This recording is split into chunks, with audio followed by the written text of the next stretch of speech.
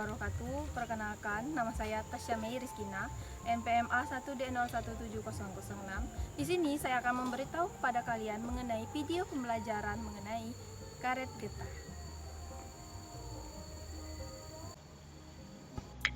Tanaman karet berasal dari bahasa Latin yang bernama Hevea brasiliensis.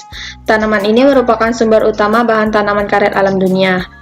Jauh sebelum tanaman karet ini dibudidayakan, penduduk asli di berbagai tempat menggunakan pohon lain untuk menghasilkan getah. Tanaman karet merupakan pohon yang tumbuh tinggi, besar, dan berbatang cukup besar. Tinggi pohon dewasa mencapai 15 hingga 25 meter. Tumbuh lurus dan memiliki percabangan yang tinggi di atas. Batang tanaman ini mengandung getah yang dikenal dengan nama lateks. Lateks sendiri bisa didapat dengan cara penyadapan. Penyadapan dilakukan dengan memotong kulit pohon karet sampai batas kambium dengan menggunakan pisau sadap. Jika penyadapan terlalu dalam, dapat membahayakan kesehatan tanaman dan juga untuk mempercepat kesembuhan luka sayatan, maka diharapkan sadapan tidak menyentuh kayu silem, akan tetapi paling dalam hanya 1,5 mili sebelum kambium. Sadapan dilakukan dengan memotong kulit kayu dari kiri atas ke kanan bawah dengan sudut kemiringan 30 derajat dari horizontal dengan menggunakan pisau sadap yang berbentuk V. Semakin dalam sadapan akan menghasilkan banyak lateks.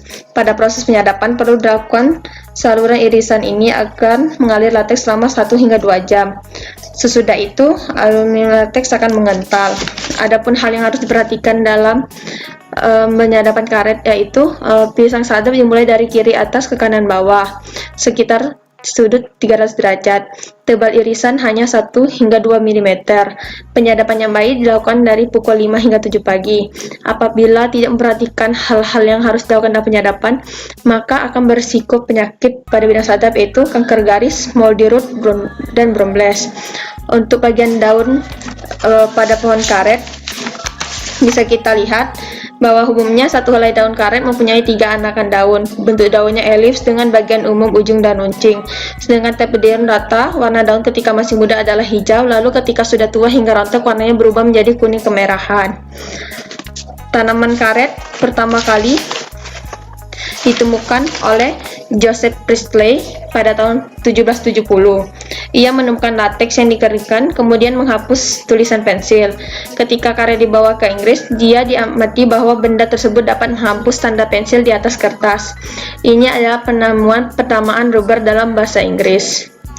Di tempat asalnya, di Amerika Tengah, karet telah dikumpulkan sejak lama. Penggunaan karet, orang Amerika Tengah menggunakan bola karet dan permainan mereka. Inilah sebagian manfaat dari tanaman karet. Adapun manfaat lagi dari tanaman karet adalah sebagai bahan utama dalam pembuatan ban. Beberapa alat kesehatan, alat yang memerlukan kelenturan dan tahan goncangan. Di beberapa tempat, salah satunya perkebunan karet di Jember, biji karet bisa dijadikan cemilan dengan proses tertentu. Rasanya gurih, namun bila berlebihan kadang membuat pusing kepala. Karet merupakan salah satu komoditas terbesar di Indonesia selain kelapa sawit. Karet terdiri dari polimer senyawa organik isoprena, senyawa organik lainnya, dan air.